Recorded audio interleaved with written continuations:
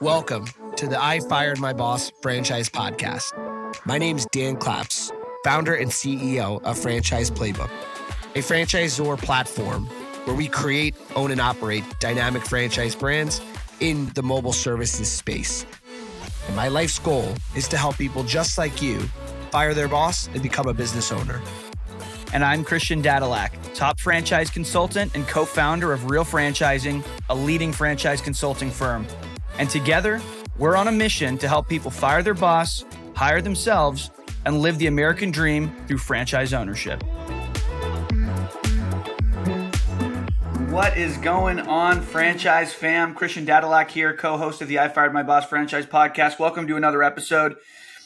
Today is a solo episode, no Dan Claps today, just going to be me. And I wanted to talk about a quick story that happened to me as a franchise advisor. Not that happened to me, but that happened in the course of me doing business. And I thought that it was something that is helpful to hear.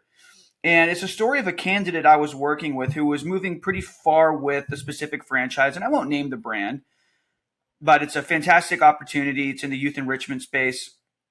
And ultimately, just getting down to the brass tacks of it, my candidate had gone through every step of the process, learned about the opportunity, had studied the unit economics, played with the unit economics workbook, received the franchise disclosure document, gone through the franchise disclosure document, talked to franchisees, hopped on leadership calls, and I coached him through this entire process. And I think, and he went to confirmation day, did all those things, right? So confirmation day, sometimes called discovery day, meet the team day. So that's for those of you that maybe aren't as familiar, that is the final stage in the franchise exploration process. And you shouldn't be going to confirmation day. At least my perspective is you shouldn't be going to confirmation day until you're about 90% sure that you've identified the right franchise opportunity for you.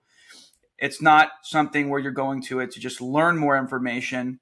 You really shouldn't be learning a ton of new stuff there. Maybe you learn things on a deeper level, but the purpose of confirmation day is to confirm what you've already learned. That's why a lot of franchisors have started to use the term confirmation day over discovery day, because you really shouldn't be discovering a ton of new stuff. The only thing you really should be discovering is whether or not you really want to be in business with these people and you feel like they're truly going to have your back, going to support you, and all that sort of thing. So anyway, I digress, but wanted to let the audience know, for those of you that maybe aren't familiar with that term, understand what that is. So confirmation day, my client was thinking, I think I'm around 85, 90% of the way there. And so he attended, he did it. And just through the validation phase, a lot of what he was hearing was from franchisees. Validation meaning that's the stage when you get to speak to franchisees and get a sense of what their experience has been like. And that's always going to be the best kind of data that you could possibly get, because of course the franchisors are going to tell you that the opportunity is amazing. You can do so well. It's going to be a fun business, blah, blah, blah. And it's not that they're deceiving you, but they're going to put some rose-colored glasses on you so that everything looks pretty and nice and dandy. And the reality is there's always going to be challenges, and not every franchise is the right fit for every person. And that could be for financial reasons. That's an obvious disqualifier. But then also could be skills. And with my candidate, I think what he and I had discovered was he could have succeeded. I think that ultimately he could have made it happen, but it would have been an uphill battle for him, because the skills necessary to succeed in a business like this require sales skills.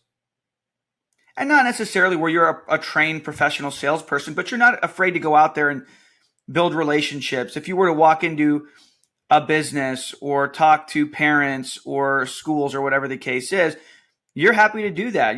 Maybe you get a little nervous, but it's not a debilitating sense of nervousness. And you can go in there day after day, month in and month out, and go in and build those relationships so that you can drive your business forward and do business development. And this just happened to be a franchise that required a lot of grassroots marketing, AKA business development, AKA cold calling, in a sense, introducing yourself. And it's not it's not like cold calling people over the phone and trying to sell them insurance or anything. It's a much more receptive type of offering, especially when you're not really asking the schools or businesses for the youth enrichment. You're not asking them to put money in themselves. It's all parent paid. But still, it just ended up not being the right fit for my candidate because he didn't really have much of a sales background. He was a financial analyst kind of guy. Now, typically, that wasn't a brand that I would have recommended to him in the first place, but he likes the idea of working with kids. He likes a particular sport that this brand was centered around. He had a background in playing it. I think he quickly realized that just because you like the sport doesn't mean you're necessarily equipped or that it's a good fit for you to run that type of business. Totally different ball game. Playing a sport versus running a business having to do with that sport, completely different. Who would have thought, right? But that's the reality. And so I think it's important for people to understand that just because you would be a customer of a brand doesn't mean that it's going to be the right fit for you as a business. Do you have the skills necessary to make that business work, to make it successful, to drive it forward? On the flip side, I would also encourage people to think, well, hey, just because I wouldn't be a customer of this franchise or this particular type of business doesn't necessarily mean that the business opportunity isn't for you either. Because maybe you have the skills necessary to make that business work. Don't shop with your own wallet. Think about it in business terms. Go in there when you're looking at franchises. For those of you that are actively exploring and looking into franchise opportunities, be agnostic. Start from a place of being industry agnostic. Don't go in there with, maybe you have a couple of industries that you have some interest in and would like to learn more about. That's completely fine. But I would say don't completely poo-poo or shut off from other opportunities just because you wouldn't necessarily be a customer or because you have some preconceived notion about what it's like to be in that industry or what that industry is like. For example, a lot of people will say, well, gosh, painting or home services or this or that, I mean, that must be so competitive. And that's not really an industry I want to be in. And they might shoot it down for a lot of other reasons as well. I don't have painting experience. I don't get excited about it. I'm not passionate about it. Okay. I get that. I can certainly appreciate that. But what can a franchise offer you? What can the right kind of franchise offer you to stand out in that market? I mean, again, I was on a brand launch call this morning learning about a new home services franchise that I think is fantastic. And they brought up what a lot of us know as franchise advisors in the industry. We know that home services typically as an industry, people in many cases kind of have a sour taste in the mouth of home services companies because oftentimes they're local mom and pops. It's a chuck in a truck. He doesn't show up on time. He's smoking a cigarette. There's no branded shirt. It's not professional. He doesn't call you back. Doesn't provide a quality service. Takes forever to get a quote. Takes even longer to get the job done. That's all very typical in home services. And so a lot of people will come to the table with those preconceived notions in mind.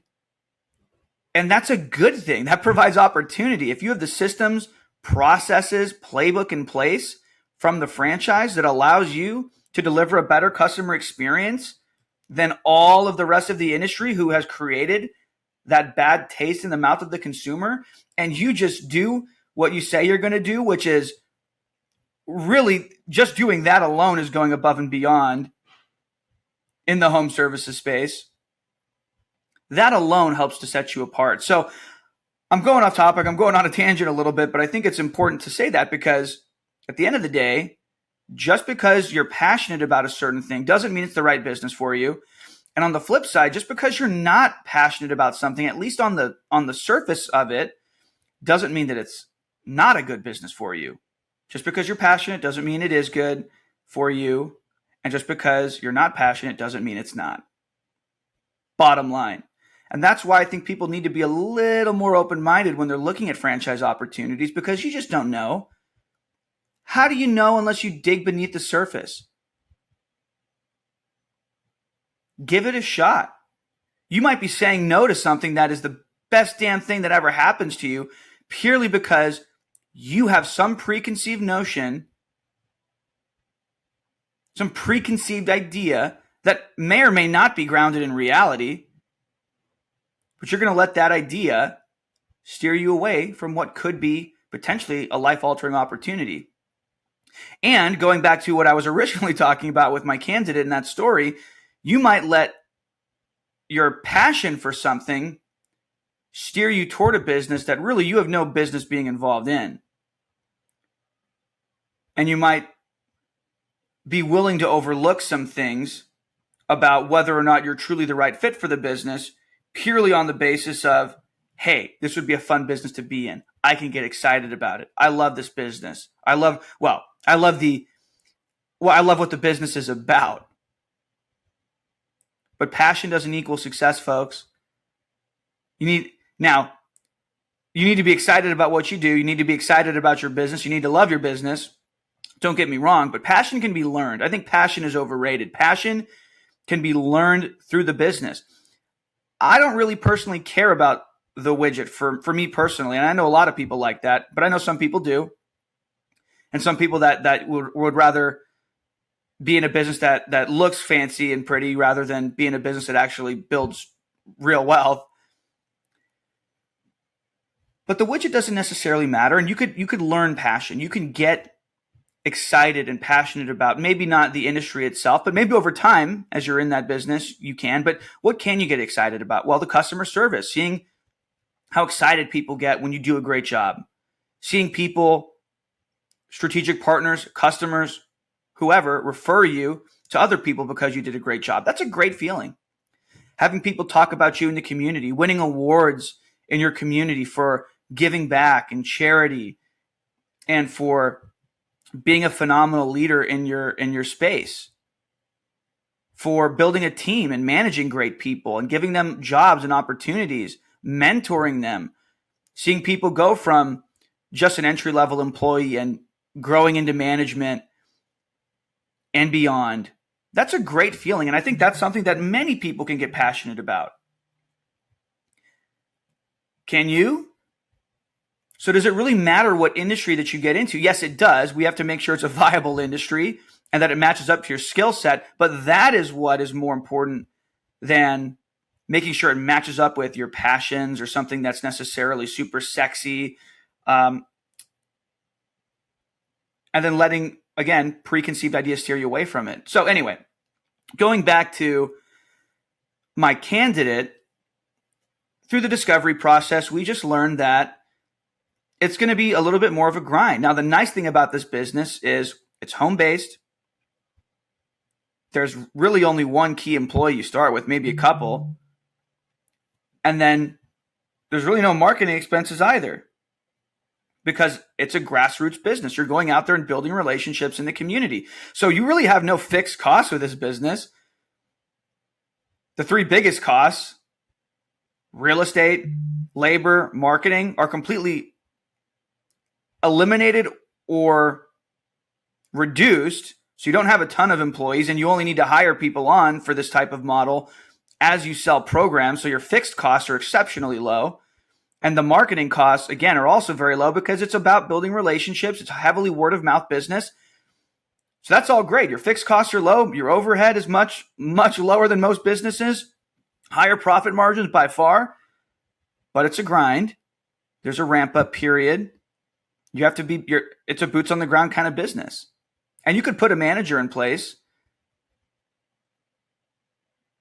but you need to have the capital to do that as well. And so there's always going to be a trade-off. And I think that's what people need to understand as well. There's never going to be a business that is perfect and checks every single possible box. It's amazing in every single way, and there's never going to be any challenges. To get something, you have to give something up. So to have a model like that with very, very low fixed costs, low marketing costs, low employee labor, no real estate component, yeah, you're going to have to hustle a little bit or hire somebody that's going to go out there and work it at the end of the day. And so ultimately with my candidate, he and I both decided after chatting a little bit after confirmation day and after he did some additional validation with franchisees and even franchisees in some sister or cousin brands that is owned by this umbrella company. And we realized, yeah, you could hire someone here. It's just going to cost, your investment, I should say, is going to be more upfront because you have to pay a salary of somebody that is going to be your business development manager. And ultimately, that didn't really align with his goals because the whole reason he wants to start a business is because he's looking to find something that in a relatively short order can, replace his income and something he can pour himself into full time that will have maybe a quicker ramp up that can reach cash flow positivity quicker. And I think he realized this doesn't do that. This isn't that kind of business. There's a longer ramp up period. And sure, I could hire somebody and then just get a job and have that person do a lot of the day-to-day sort of stuff and business development. And then in my nights and weekends, I could work this thing, but it really defeated the purpose of what his overall goals are. And that's where I said, if this doesn't match your goals and it doesn't match your skill set, then maybe the business doesn't match you, my friend. So we agreed that it's probably not the right fit. And so we decided that, hey, let's look at something else. And sometimes what we realize is, hey, franchising isn't the right fit at all. Now, in this case, I think franchising is the right fit for this candidate. I think business ownership can be the right fit for him, just with the right franchise model that, again, matches his goals, his skill set. This candidate specifically, English isn't his first language. And so he was also a little, nervous. You could say nervous and also a little embarrassed about going out there and introducing himself to people in the community to drive business because he wasn't sure, are they going to be able to understand me and how am I going to be received? And so the deeper we got into the process, the more I realized he's nervous. And I had asked him, and one of the homework assignments I gave him through the process, it was, hey, go introduce yourself to some people, some schools in the area, some different facilities, and see what the reception is like. And he did that. And he said it went better than he thought it would.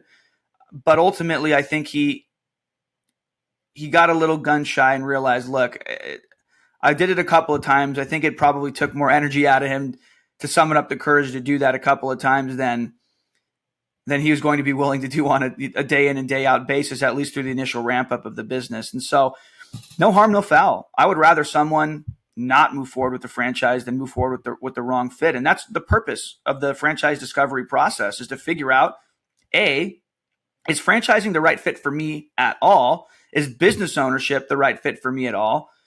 And then B, more specifically, is this specific franchise the right fit for me or not? And now, look, I wish we would have realized that a little bit earlier, but look, it happens. And I would rather get into the 11th hour with a client and then realize at that moment, I don't think this is going to be the right fit, than them move forward with something and then realize that after they've signed a franchise agreement, after they've paid franchise fees, after they've started to run their business and go through the initial ramp up. And that's one of the things I'm proud of and really excited about being part of the franchise sidekick team is I just get to focus on one thing, which is being a great franchise advisor, or at least trying to be. And we have an entire marketing department that helps us to find fantastic possible franchisees. And so I don't have to worry about where I'm going to find my next client from. And I work with quite a few at a time, which means if someone doesn't work out, my bills are still paid, my family still eats. And there's a lot of franchise consultants and advisors out there that they only have a handful of clients, and they're doing the entire process from reaching out to people, finding possible people to be franchisees, getting them through the process. I mean, they're managing every single aspect of the business. And believe me, I've done it. It's very time consuming. It's a lot of work. And so for those people, they kind of need their candidates to move forward And I'm just so lucky and blessed to be in a position where I can tell my candidate, hey, I don't think this is going to be the right fit, man. And we can move on to something else or end the process entirely. So that's something I'm really proud of. I'm proud, I always tell my clients, I'm going to be more likely to talk you out of buying a franchise than into one. And that's true. And of course, they don't ever really believe me up front, but I do truly mean that. And so, and this was one of those cases where it just wasn't the right fit for him. Didn't match up with his skill sets. Found out it didn't really match up with his goals. Cool. No harm, no foul. And at the start of the new year, in the beginning of the early new year, we're going to re-engage and see at that point if we can find something that makes a little bit more sense. It's more in alignment with what he's looking for, his goals, etc. And if it ends up being where he's thinking, you know what, maybe this isn't the right fit at all, completely fine. Completely fine. Again, I would rather someone not move forward with a franchise or any franchise than move forward with one that's the wrong fit. So to wrap up here, just wanted to share that story with you guys so that you first understand a couple of takeaways here. First and foremost, make sure the franchise aligns to your skill set. Make sure it aligns to your goals. Make sure your expectations line up with what the franchise has historically delivered for other franchisees and what the franchisor would be expecting from you. And then another takeaway, obviously, is, again, just because you're excited about a specific type of business, because you can see yourself being the customer or you're already a customer for that type of business, doesn't mean that it's the right fit for you as a business owner, as a franchise owner. So just be aware of that. And then on the flip side, like I mentioned earlier, the other takeaway is just because you don't think that you are the customer, right? I was talking to another candidate the other day who is looking at a beauty business, and he's thinking, I like the business model, but I just don't know that I can see myself in this space. How will it be received? And will people have a bad taste in their mouth if it's, a man managing this business? And I'm like, forget all that. And, we could dive into that more on a future podcast, I'm sure. But, some of those concerns are legitimate. I get it. But if you like the business model and you have the skills to make the business model succeed, those are the main things we should be thinking about and focusing on. And then there's things like, of course, do you want to be in the business of managing a certain type of employee? And these are concerns that we need to address as well. But bottom line, don't write something off because you're not initially passionate about it, because you think that just because you're not the customer that it's not a good business or a good business for you. And then just because you are passionate doesn't mean that it is the right business for you. So that's all I have for you guys here today. Thanks for tuning in to another episode of the I Fired My Boss franchise podcast. As always, subscribe, leave us an honest review, share with your friends if you got some value out of this. And if you want to be a guest on the I Fired My Boss franchise podcast, shoot us an email at info@ifiredmybosspodcast.com. And we'll see if it makes sense to have you on in the new year. But until then, hope you have a wonderful rest of your day, and see you on the next episode. You're f***ing fired. If you want to say those words to your boss, make sure you head on over to ifiredmybosspodcast.com and fill out the form to schedule a no-cost consultation. And if you enjoyed this episode, make sure to subscribe, leave a review, and share with a friend who might also want to fire their boss.